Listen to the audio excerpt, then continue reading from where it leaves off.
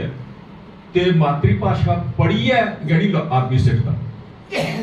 ਮਾਤਰੀ ਭਾਸ਼ਾ ਆਪਣੇ ਆਪ ਗਲੀਆਂ ਬਾਜ਼ਾਰਾਂ ਚ घरें च बोली जाने वाली भाषा होंगी है, उसी सीखते। जिसलै साढ़े कोला पहले जां अस भी पढ़ते थे तो उसलै स्कूलें च नहीं पढ़ाई जाती, पर असें तो डोगरी की कोई ऑफ नहीं आई सीखने च। असें कोई बखरा ट्यूटर नहीं रखने पिया, बखरे कुसा कोई क्लास नहीं ज्वाइन करने पई।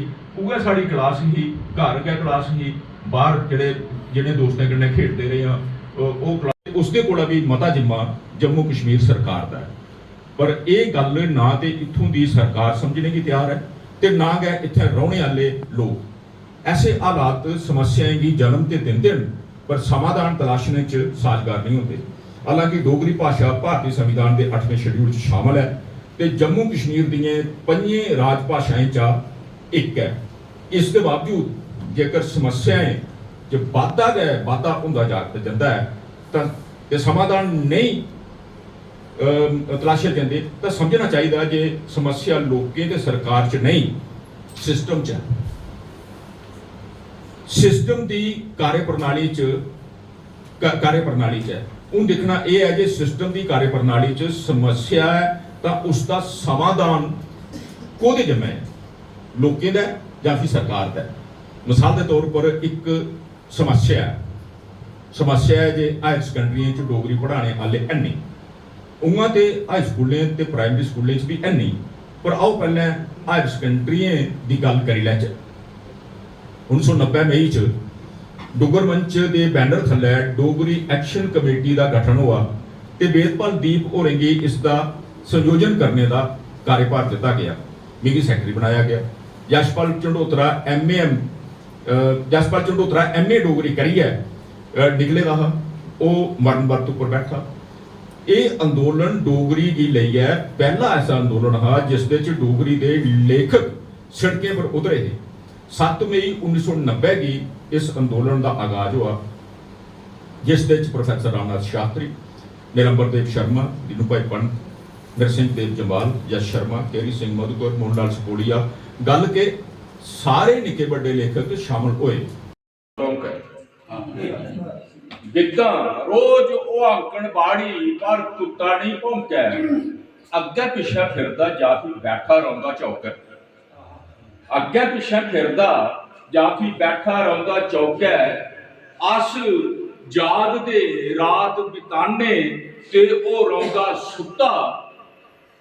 सच सियाणे आखदे जे घर वाला मालक मुक्ता।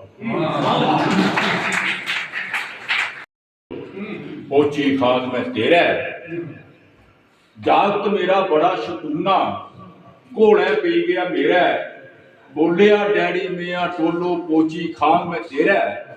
मैं भी फड़ी है नेड़ा कीता दिता गोडे हेठ, तंज कराइया उसी पूछया भूण सुनाओ सेठ।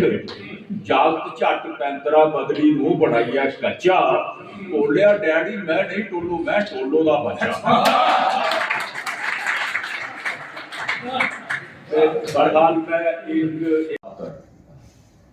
अखर टुरते न मतवातर जुगे जुगे तकर, कदे भी मुकदा नहीं दा सफर, कदे भी मुकदा नहीं दा सफर।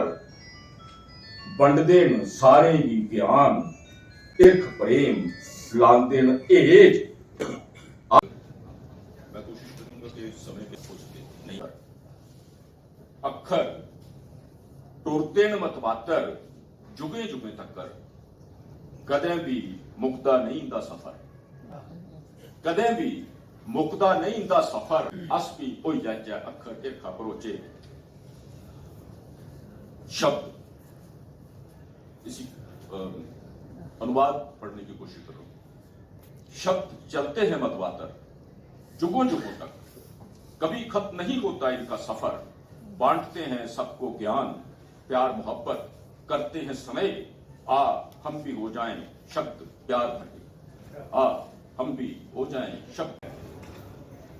इसदे कोला पहले जे भुख भुख नहीं रवे, इसदे कोला पहले जे भुख भुख नहीं रवे।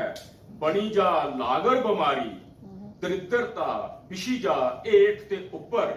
ਮਜਬੂਰੀਆਂ ਕਰਨ ਨਾਚ ਬਸ਼ਰਮੀ ਦਾ ਅੰਦਰ ਤੇ ਬਾਹਰ ਤੇ ਹਰ ਵੇਲੇ ਰੌਣ ਸਿਰਾ ਪਰ ਸਵਾਰ ਤੇ ਹਰ ਵੇਲੇ ਰੌਣ ਸਿਰਾ ਪਰ ਸਵਾਰ ਖੋਲੀ ਲੈ ਹਿੰਮਤ ਦੇ ਦਵਾਰ ਉਦਮ ਦੀਆਂ ਦੁਆਰੀਆਂ ਸੋਚੇ ਦੇ ਨਜ਼ਰੀਏ ਕੀ ਤੇ ਨਵਾਂ ਮੋੜ ਤਰੋੜ ਹੁਣ ਜੰਗ ਲੱਗੀਆਂ ਸੌਂਗਲਾਂ ਤਰੋੜ ਜੰਗ ਲੱਗੀਆਂ ਸੌਂਗਲਾਂ ਤਰੋੜ